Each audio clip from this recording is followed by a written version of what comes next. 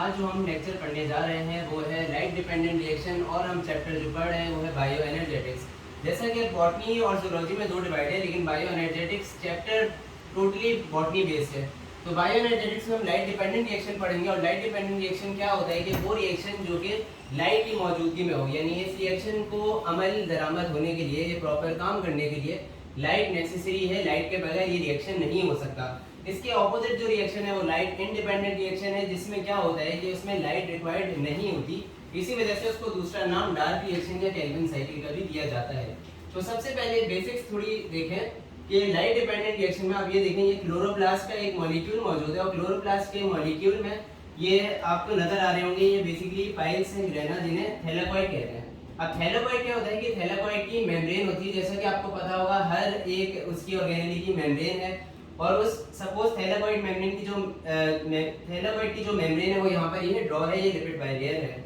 अब क्लोरोप्लास्ट के अंदर यहाँ पर ये बात हो गई थैलेकॉइड की, थैलेकॉइड अटैच है स्ट्रोमा लैमिनी से। और उसके बाद आपको ये बेसिकली हाईलाइट हुआ है, ये स्ट्रोमा है जो लिक्विड पार्ट है। तो लाइट डिपेंडेंट रिएक्शन जो होता है वो होता है थैलेकॉइड में, जबकि स्ट्रोमा में डार्क रिएक्शन या केल्विन साइकिल होती है। ये दोनों कंबाइन होके फोटोसिंथेसिस बनाते हैं। और अगर मैं फोटोसिंथेसिस की एक जनरल बात करूं, एक शॉर्ट, तो वो ये कह सकता हूं मैं कि वाटर, कार्बन डाइऑक्साइड, एनर्जी। अच्छा, ये एनर्जी जो है ये लाइट की सूरत में है। तो बेसिक्स देखा जाए तो ये चीजें मिलकर बनाती हैं ग्लूकोज, जो कि या कोई भी कार्बोहाइड्रेट, तो वो बनाती हैं और ये फोटोसिंथेसिस में रिक्वायर्ड है। एक बेसिक इक्वेशन मैंने लिखी है। अब यहाँ पर मैं बात करता चलूँ, अगेन क्लोरोप्लास्ट पर आते हैं। तो क्लोरोप्लास्ट में स्ट्रोमा मैंने जैसा कहा डार्क रिएक्शन है। तो ये दोनों रिएक्शन जो होते हैं, यानी लाइट डिपेंडेंट रिएक्शन के जो प्रोडक्ट होते हैं, which is ATP and NADP, जो मैं बताऊंगा आगे, ये दोनों बेसिकली कंज्यूम होते हैं इन stroma, which is the dark reaction. अब पहले चलते हैं, यहाँ पे मैंने एब्रिविएशंस लिखी हुई है। PS1 जो होता है वो रिप्रेजेंट करता है P700 which is the photosystem 1, PS2 represent करता है photosystem 2 and PQ plastoquinone, PC plastocyanin, ferredoxin, cytochrome BF complex and ATP synthase. तो ये सारे इसके अंदर प्रोटीन्स है कुछ। अब आपको बात करते चलें, सबसे पहले तो लाइट, ये आपका एक स्ट्रक्चर हो गया, मैंने लिपिड बाइलेयर का स्ट्रक्चर ड्रॉ किया है। इस स्ट्रक्चर में फोटोसिस्टम 2, जिसको दूसरा नाम दिया जाता है P680 का। P680 इस वजह से नाम दिया जाता है क्योंकि ये 680 नैनोमीटर की लाइट एब्जॉर्ब करता है, जबकि ऑपोजिट PS2 जो है वो P700 यानी 700 नैनोमीटर की लाइट एब्जॉर्ब करता है। इसके साथ साथ जो लाइट एब्जॉर्ब हो रही है ये पूरे फोटोसिंथेसिस में जो एब्जॉर्ब कर रहे हैं ये लाइट, तो वो लाइट एक इलेक्ट्रोमैग्नेटिक स्पेक्ट्रम होती है और लिविंग ऑर्गेनिज्म विजिबल लाइट उसमें से यूटिलाइज करते हैं, एब्जॉर्ब करते हैं। सबसे जो मोस्ट जो दो एब्जॉर्ब हो रही है वो है blue 430 nanometer and red 670 nanometer की लाइट। अब लिपिड बाइलेयर पे वापस आते हैं। तो ये फोटोसिस्टम 2 मौजूद है। फोटोसिस्टम 2 पर लाइट स्ट्राइक करती है, यहाँ पर H न्यू बेसिकली लाइट है, लाइट फोटोन की सूरत में आती है और इस फोटोसिस्टम 2 को हिट करती है। जैसे ये फोटोसिस्टम 2 को हिट करती है तो यहाँ पर एक प्रोसेस होता है जिसे हाइड्रोलिसिस कहते हैं। हाइड्रोलिसिस क्या होती है, यानी वाटर की ब्रेक डाउन। जैसे यहाँ पर H2O का जो मॉलिक्यूल है वो ब्रेक डाउन हो जाता है into half O2 plus 2H positive plus 2 electrons. तो ये प्रोसेस होता है। इस प्रोसेस को जो नाम दिया जाता है वो है फोटोलिसिस। फोटो कहते हैं लाइट को, लिसिस कहते हैं ब्रेक डाउन, यानी वो ब्रेक डाउन जो लाइट की मौजूदगी में हो, या फिर इसका दूसरा नाम ऑक्सीडेशन ऑफ वाटर भी इसको कहा जाता है। तो यहाँ पर ये प्रोसेस हो गया और इस प्रोसेस के थ्रू जो मेन चीज बनी है वो ये है आपके इलेक्ट्रॉन्स। जो ऑक्सीजन है, ऑक्सीजन की मैं बात करता चलूं तो oxygen as a by product बनती है और ये इस्तेमाल हो जाती है इन सेल्यूलर रेस्पिरेशन। अब सेल्यूलर रेस्पिरेशन में ये चीज इस्तेमाल हो जाएगी, इस प्रोसेस को हम बाद में देखेंगे। तो पहले तो ये कि इलेक्ट्रॉन जो आए यहाँ पर, अब ये इलेक्ट्रॉन बेसिकली फोटोसिस्टम 2 के पास आ गए। अब फोटोसिस्टम 2 क्या करता है कि फोटोसिस्टम 2 से इलेक्ट्रॉन मूव करते हुए जाते हैं प्लास्टोक्वेनिन के पास और प्लास्टोक्वेनिन से जाते हैं साइटोक्रोम BF कॉम्प्लेक्स के पास। अब ये जो बेसिकली इलेक्ट्रॉन मूव करें, इनकी वजह से क्या होता है कि प्लास्टोक्वेनिन और साइटोक्रोम BF में कि ये बेसिकली थैलेकॉइड मेम्ब्रेन, तो थैलेकॉइड मेम्ब्रेन के बाहर जो लिक्विड है वो क्या है, स्ट्रोमा। अब स्ट्रोमा में मौजूद है प्रोटॉन्स। अब ये प्रोटॉन्स क्या होता है कि ये प्रोटॉन्स इस साइटोक्रोम BF कॉम्प्लेक्स के थ्रू यहाँ पर जमा होना शुरू हो जाता है।